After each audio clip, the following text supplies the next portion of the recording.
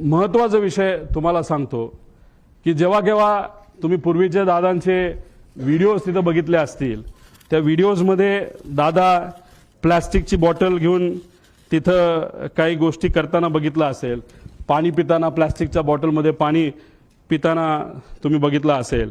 आणि मग पण नजीकच्या काळामध्ये म्हणजे हे जे काय आहे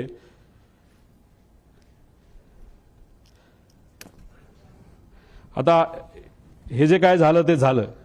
ही गोष्ट कदाचित दादांच्या मनामध्ये असावी की कधीही काही होऊ शकतं.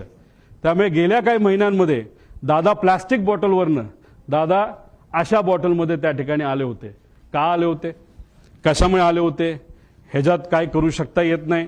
म्हणून तुमचे नजीकच्या काळामधले काही महिन्यातले जर तुम्ही त्यांचे व्हिडिओज बघितले, मागे सिक्युरिटीचा अधिकारी असतो उभा, तो सुद्धा त्यांचा विश्वासू, त्याच्या हातामध्ये काचेची बाटली असते आणि ती काचेची बाटली अशीच नसते, ती बऱ्याच वेळा चेक केलं जातं आणि त्यानंतर त्यांच्या हातामध्ये ती बाटली असायची. मग दादा प्लॅस्टिक बाटलीवरनं दादा या बाटलीवर का आले असाही प्रश्न पडतो. जेव्हा माझ्या एका मित्राली हेलिकॉप्टर घेतलं होतं, मी दादांना सांगत होतो, दादा माझ्या मित्राला एक हेलिकॉप्टर घेतलंय. म्हणलं चांगला आहे, तो तुझा विश्वासू आहे का? म्हणलं हो आहे. मग त्याचंच हेलिकॉप्टर तू वापर, बाहेरून तू घेऊ नको. आम्ही आत्ताच्या काळामध्ये बरंच काही वेगळं ऐकलेलं आहे.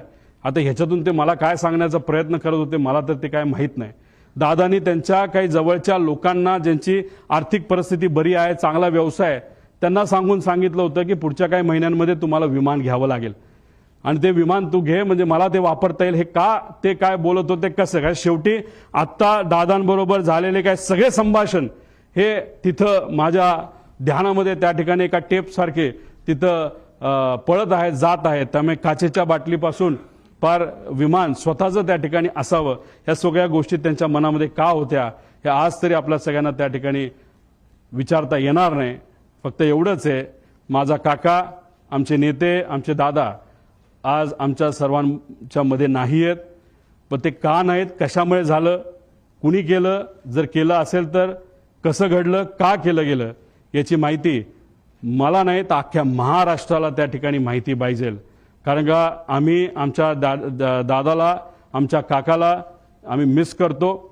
आणि नक्कीच मी एक तुम्हाला सांगतो, जर अशा पद्धतीने आपण जर इन्व्हेस्टिगेशन केलं तर सत्यमेव जयते, आपल्याला विजय या रिसर्चच्या बाबतीत त्या नक्कीच त्याला यश आल्याशिवाय राहणार नाही असं आमच्या सगळ्यांचं त्याच्यामध्ये मत आहे. त्यामुळे या रिलेटेड राजकीय कुठलाही प्रश्न आजच्या दिवशी तिथं घेतला जाणार नाही. राजकीय प्रश्नांबाबत आणि राजकीय विषयांबाबत 12 तारखेला कुठं आणि कशी प्रेस तिथं घेणार आहे याबद्दलची माहिती आज संध्याकाळी आपल्या सर्वांना सोशल मीडियाच्या माध्यमातून मी नक्कीच सांगेल. आपल्या चॅनलला नक्की सबस्क्राईब करा, बेल आयकॉन दाबायला विसरू नका.